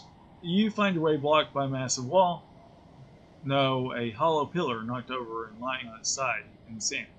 It's absolutely massive. It stretches to your left and right, at least a kilometer in each direction, though at some point it's crumbled enough that you could likely scale over it. Well, check it out. This is an easy one, and I think we've done this one before.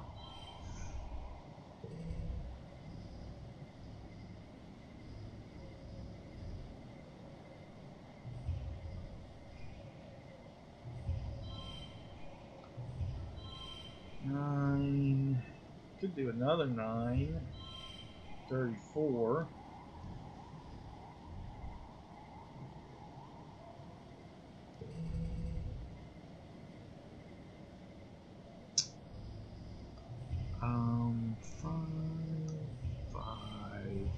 Five.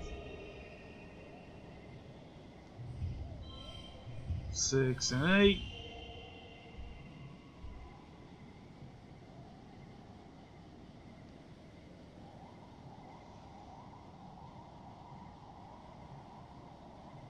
So we'll go 1 star. Plus 2 engineering. And 5 kudos. Plus another 1 to engineering. You find more scraps of convergent domain writing and technology. You document everything, bring back to Utopia.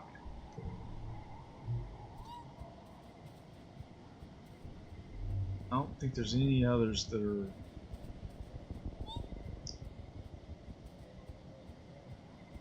got a specific picture connected to them like that. Here in the Western Village. So I think I'm just going to go this way. I might do a few more of these. They do give you skills. You haven't been down to the deepest crevice of the ridge where the crystals grow thick and the air is stagnant and dead.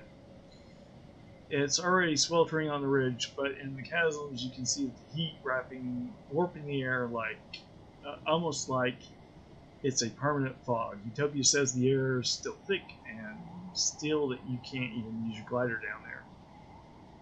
At least one thing survives in the haze, though. While you take a break for lunch one day, you can see flickers of silver dart in and out of the fog, like ripples of light on a lake. As you unpack your tiffin box, the silver flashes come up out of the fog and begin to surround you. They're animals, eyeless, almost translucent creatures about the length of your arm, trailing meters-long tentacles behind them. Their mournful hooting is magical and strange. You look them up on your hollow palm. Oh, air squid babies. Wait, air squids are predators.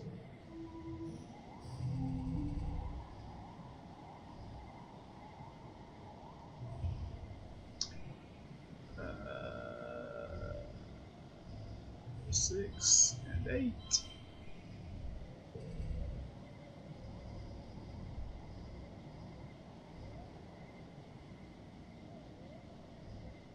Well,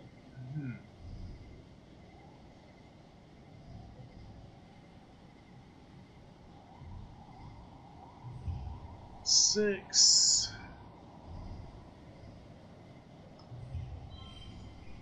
4. Let's put this one on there, and let's throw one of these on there.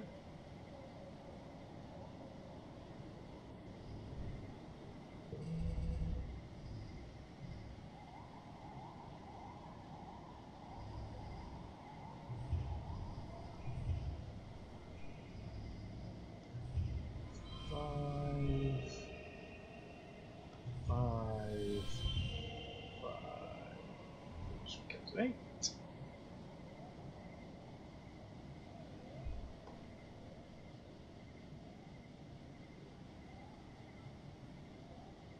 And 40.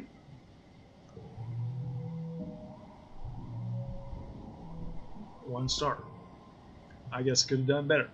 You duck behind some roots and keep perfectly still as the creepy creatures float around and past you. They don't seem to be hunting food. They must be on their way somewhere. Swans, air squid adults are solitary hunters. These juveniles form large groups and move together fluidly like schools of fish. Once they're a safe distance away, you take some notes on their social behavior. The other thing is how many there were. Hundreds of the things. But mature air squid are very rare creatures. More often heard than seen. It must be a tough life if so few of them reach adulthood.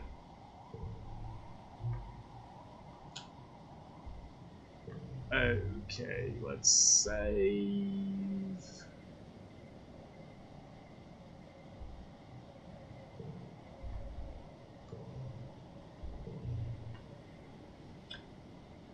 And that's going to be it for today's episode of Nathan Plays Badly. Nathan streamed badly. I was a teenage Exocolonist. I stream on Tuesdays from 6:30 to 8:30, and then on Fridays from 9:30 to... wait a minute. I stream on Tuesdays from 6:30 to 8:30, and then the VODs for that go up a week later on YouTube on Wednesdays.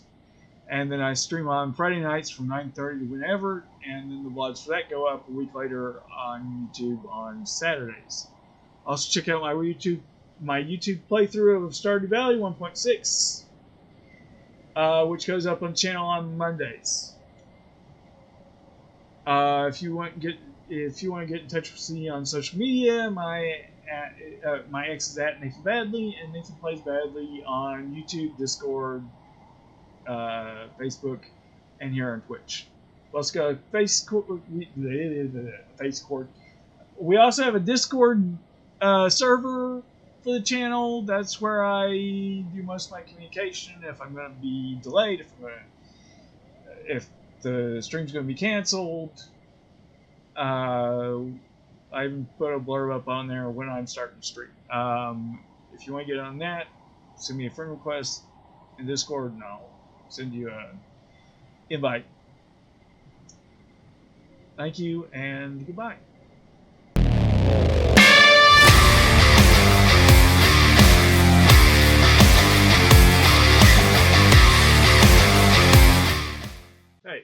Nathan Plays Badly here.